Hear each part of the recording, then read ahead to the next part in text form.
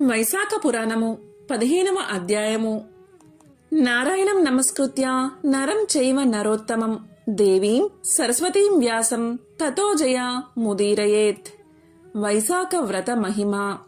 నారద మహర్షి అంబరీష మహారాజుకు వైశాఖ మహత్యాన్ని వివరిస్తూ ఇలా పలికాడు. శృతదేవుని మాటలు విని శృతకీర్తి మహారాజు శృతదేవముని వైశాఖ ధర్మాలు సులభాలు, అఖండ పుణ్యప్రదాలు, విష్ణు ప్రీతికరాలు, ధర్మాది ధర్మార్థ పురుషార్థ సాధకాలు, ఇట్టి ఉత్తమ ధర్మాలు శాశ్వతాలు, వేద నిరూపితాలు కదా. ఇలాంటి ఉత్తమ ధర్మాలు లోకంలో ఎందుకని ప్రసిద్ధాలు కాలేదు? రాజస తామస ధర్మాలు కష్ట సాధ్యాలు, అధిక ధన సాధ్యాలు. అలాంటి ధర్మాలు లోకంలో ప్రసిద్ధమైనవి. కొందరు మాఘమాసాన్ని మెచ్చుకుంటారు, కొందరు చాతుర్మాసాలను ఉత్తమము అంటారు. వ్యతిపాతాది ధర్మాలను మరికొందరు ప్రశంసిస్తారు. వీటిని వివరించి సరియైన వివేకాన్ని కలిగించండి అని కోరుతున్నాను అని పలికాడు శృతకీర్తి మహారాజు. అప్పుడు శృతదేవుడు ఇలా అన్నాడు. మహారాజా, వైశాఖ ధర్మాలు ఎందుకని ప్రసిద్ధం కాలేదో, ఇతర ధర్మాలు ఎందుకుని ప్రసిద్ధమైనవో వివరిస్తాను. శ్రద్ధగా విను. లోకంలోని జనులు చాలా మంది ఐహిక భోగాలను, పుత్ర పౌత్రాది సంపదలను కోరుకుంటారు. వారు రాజస తామస గుణ ప్రధానులు. ఇంతమందిలో ఎవడో ఒకడు ఏదో ఒక విధంగా స్వర్గం కావాలని యజ్ఞాది క్రతువులను చేస్తున్నాడు. ఆ యజ్ఞాది క్రియలు కష్ట సాన్నిధ్యములైన స్వర్గ వ్యామోహంతో వానినే అతి కష్టంపై చెయ్యగోరుతున్నాడు. కాని ఒక్కడు కూడా మోక్షానికై ప్రయత్నించడం లేదు. చాలా మంది జనులు క్షుద్ర ప్రయోజనాలకై ఆశపడి అధిక కర్మలు చేస్తూ కామ్య సాధనకై ప్రయత్నిస్తున్నారు. కాబట్టి రాజస తామస ధర్మాలు లోకంలో ప్రసిద్ధములైనవి. విష్ణు ప్రీతికర్మలకు సాత్విక ధర్మము ప్రసిద్ధం కాలేదు. సాత్విక కర్మలు నిష్కామ కర్మలు కాని ఐహికాన్ని, ఆయుష్కమును అయినా సుఖాన్ని ఇస్తాయి. దేవమాయా మోహితులు, కర్మ పరతంత్రులకు మూడులు ఈ విషయాన్ని ఎరగరు. ఆధిపత్యం, ఉన్నత పదవి సిద్ధిస్తే వాని మనోధర్మాలు అన్నీ తీరనివి అనుకుంటున్నారు. వ్యామోహనమై ప్రయోజనంగా కల కర్మలను చేసినచో సంపదలు క్షీణించవు, వృద్ధి పొందుతాయి. ఆధిపత్య ప్రయోజనంతో వారి పురుషార్థ సాధన ఆగిపోతుంది. వైశాఖ ధర్మాలు సాత్వికాలు. అవి నిగూఢంగా ఎవరికి తెలియకపోవడానికి గల కారణాన్ని విను. పూర్వం కాశీరాజు కీర్తిమంతుడు అనేవాడు ఉండేవాడు. అతడు నృగ మహారాజు కుమారుడు. ఇక్ష్వాకు వంశరాజుల్లో ఉత్తముడు, కీర్తిశాలి. అతడు ఇంద్రియాలను జయించినవాడు, కోపం తెలియనివాడు, బ్రహ్మజ్ఞాని. అతడు ఒకనాడు వేటాడడానికి అడవికి వెళ్లాడు. వశిష్ఠ మహర్షి ఆశ్రమ ప్రాంతాన్ని చేరాడు. అతడు వెళ్లిన కాలం వైశాఖ మాసం. వశిష్ఠ మహర్షి శిష్యులు వైశాఖ మాస ధర్మాలను ఆచరిస్తూ ఉన్నారు. కొందరు చలివేంద్రాలను, మరికొందరు నీడనిచ్చే చెట్లను, మరికొందరు దిగుడు బావులను ఏర్పాటు చేస్తున్నారు.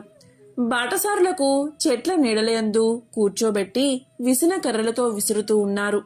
చెరుకు గడలను, గంధాలను, ఫలాన్ని ఇస్తున్నారు. మధ్యాహ్న కాలమున ఛత్రదానాన్ని, సాయంకాలమున పానకాన్ని, తాంబూలమును, కన్నులు చల్లబడ్డానికి కర్పూరాన్ని ఇస్తున్నారు. చెట్ల నీడలయందు, ఇంటి ముంగిళ్లయందు, మండపాలయందు ఇసుకను పరిచి కూర్చోడానికి వీలుగా చేస్తున్నారు. చెట్ల కొమ్మలకు ఉయ్యాళ్ళు కడుతున్నారు. రాజు వారిని చూసి ఇదేంటి అని ప్రశ్నించాడు. అప్పుడు వారు, వైశాఖ మాసంలో చెయ్యవలసిన ధర్మాలు ఇవి. మానవులకు సర్వ పురుషార్థాలను కలిగిస్తాయి. మా గురువు గారైన వశిష్ఠుడిచే ఆజ్ఞాపించబడి వీటిని చేస్తున్నాము అని పలికారు ఆ ముని శిష్యులు. మరింతగా నాకు వివరించి చెప్పండి అని రాజు వశిష్ఠ మహర్షి యొక్క శిష్యుల్ని అడిగాడు. అప్పుడు శిష్యులు ఇలా సమాధానం చెప్పారు. మేమీ పనులను గురువుల ఆజ్ఞను అనుసరించి చేస్తున్నాము. మీకింకా వివరాలు కావలిస్తే మా గురువుగారిని అడిగి తెలుసుకోండి అని సమాధానం చెప్పారు. అప్పుడు రాజు ఆ శిష్యుల మాటలు విని పవిత్రమగు వశిష్ఠుని ఆశ్రమానికి వెళ్ళాడు. అలా వస్తున్న రాజును వాడి పరివారాన్ని చూసి వశిష్ఠ మహర్షి సాదరంగా రాజును అతని పరివారాన్ని అతిథి సత్కారాలతో ఆదరించాడు. రాజు మహాముని ఇచ్చిన ఆతిథ్యాన్ని స్వీకరించి నమస్కారం చేసి సంతోష ఆశ్చర్యాలతో ఇలా అడిగాడు. మహర్షి, మార్గమున మీ శిష్యులు బాటసారులకు చేస్తున్న అతిథి సత్కారాలు, ఉపచారాలు నాకు మిక్కిలి ఆశ్చర్యాన్ని కలిగించాయి. ఇలా ఎందుకు చేస్తున్నారని నేను వారిని అడిగాను. వారు, మహారాజా, దీనిని వివరించడానికి అవకాశం లేదు. మా గురువుల ఆజ్ఞను అనుసరించి శుభకర్ములైన వీటిని చేస్తున్నాము. మీరు మా గురువుగారిని అడిగితే వారు మీకు వివరిస్తారు అని సమాధానం చెప్పారు. నేను వేటాడి అలసిపోయాను. అతిథి సత్కారాన్ని కోరే పరిస్థితిలో ఉన్నాను.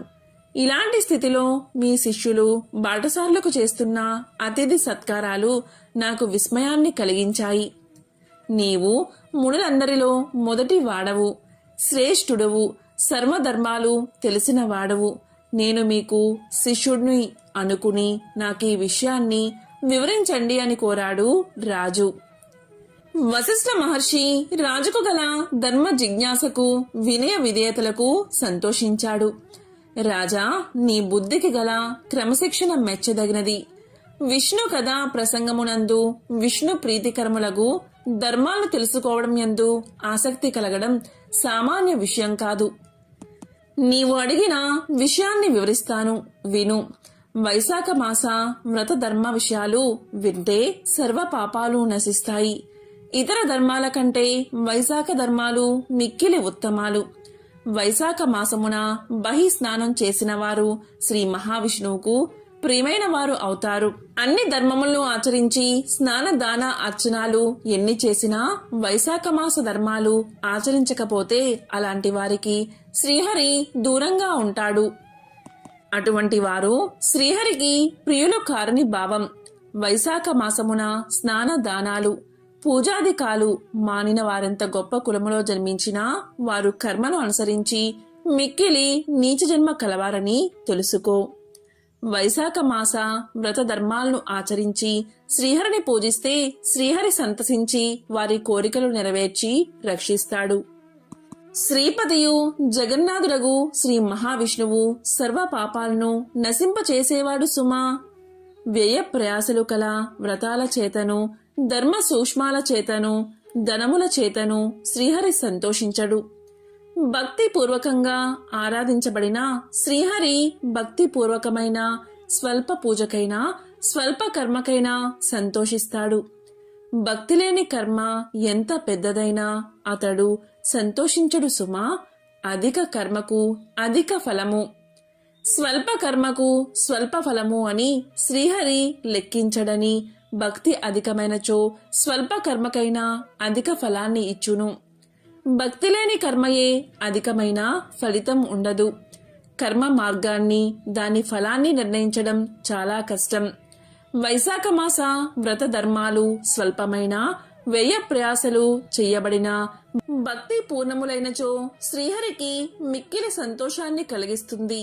కాబట్టి రాజా, నీవు కూడా వైశాఖ ధర్మాలను ఎక్కువ తక్కువ అని ఆలోచించక భక్తి పూర్వకంగా ఆచరించు. నీ దేశ ప్రజల చేతను ఆచరించేలా చెయ్యి. వారికి కూడా శుభం కలుగుతుంది. వైశాఖ ధర్మాలు ఆచరించని నీచుని అతడెవరైనా తీవ్రంగా శిక్షించు అని వశిష్ఠ మహర్షి శాస్త్రోక్తములగు శుభకర్ములగు వైశాఖ మాస వ్రత ధర్మాలను, వారి అంతరార్థాన్ని మహారాజుకు వివరించి చెప్పాడు. రాజు మహర్షికి నమస్కారం చేసి తన రాజ్యానికి వెళ్లిపోయాడు. ఆ రాజు వశిష్ఠ మహర్షి చెప్పిన మాటలను పాటించాడు. వైశాఖ ధర్మాలను పాటిస్తూ శ్రీ మహావిష్ణువును మిక్కిలి భక్తితో సేవిస్తూ ఉండేవాడు.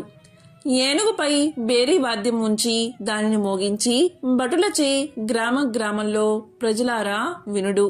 8 సంవత్సరాల వయసు దాటిన వారు, 80 సంవత్సరాల లోపు వారు ప్రాతకాలమున స్నానం చేసి వైశాఖ మాసమున వైశాఖ మాస వ్రతధర్మాలు ఆచరించాలి. అలా చెయ్యని వారిని దండించి వధిస్తారు. లేదా దేశం నుండి బహిష్కరిస్తారని చాటింపు వేయించాడు. వైశాఖ వ్రతం ఆచరించని వారు తండ్రి అయినా, పుత్రుడైనా, భార్య అయినా, ఆత్మ బంధువైనా తీవ్ర దండనకు అర్హులే అని ప్రకటించాడు. వైశాఖ మాసమున ప్రాతకాల స్నానం చేసి సద్బ్రాహ్మలకు నీటిని మున్నగు వాటిని యథాశక్తిగా దానం చెయ్యాలి. చలివేంద్రాలు మున్నగు వాటిని ఏర్పాటు చెయ్యాలి అని వైశాఖ ధర్మాలను పాటింపని వారిని తెలుసుకోవడానికై ధర్మవక్తను నియమించాడు. వైశాఖ వ్రతాన్ని పాటింపని వారిని శిక్షించడానికి 5 గ్రామాలకు ఒక ధర్మాధికారిని నియమించాడు. వాని అధీనమున 10 మంది అశ్వికులను ఉంచాడు. ఈ విధంగా ఆ మహారాజు ఆజ్ఞ చేయి వాని దేశమున వైశాఖ మాస వ్రతం సుస్థిరమయ్యింది. ఈ రాజు ప్రారంభించిన నాటిన వైశాఖ ధర్మవృక్షం సుస్థిరమయ్యింది. ఆ రాజు రాజ్యమున మరణించిన స్త్రీలు, బాలురు, పురుషులు అందరూ ఇహలోక సుఖాన్ని పొందిన వారై విష్ణులోకాన్ని చేరుతూ ఉన్నారు. వైశాఖ మాసమున ఏ కారణంచే ప్రాతకాలం చేసినా పాప విముక్తులై శ్రీహరి లోకాన్ని చేరుకుంటారు. ఇలా ఆ రాజ్యం, దేశంలోని ప్రజలందరూ వైశాఖ మహత్యమున శ్రీహరి లోకానికి పోవడం వల్ల యమధర్మ రాజ్యానికి అంటే నరకానికి పోయేవారు లేకుండా పోయారు. ప్రతి ప్రాణి లోగడ చేసిన పాపాలన్నిటినీ చిత్రగుప్తుడు రాసినా కొట్టి వేయవలసి వచ్చింది. ఈ విధంగా చిత్రగుప్తునికి రాయడం కొట్టివేయడం జరిగి అతను అలా కూర్చున్నాడు.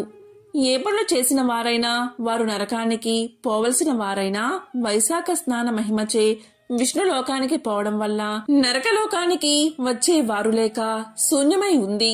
అంతేకాదు స్వర్గలోకానికై యజ్ఞయాగాదులను ఎవరూ చేయక వైశాఖ మాస వ్రతాలను ధర్మాలను ఆచరించుటచే వారును విష్ణులోకానికి చేరడం వల్ల స్వర్గలోకం కూడా శూన్యములై ఉంది. ఈ విధంగా యమధర్మరాజు లోకము, నరకము, ఇంద్రుని దేవలోకము, స్వర్గము వచ్చే వారు లేక శూన్యులై ఉంది. వైశాఖ పురాణము 15వ అధ్యాయము సంపూర్ణం.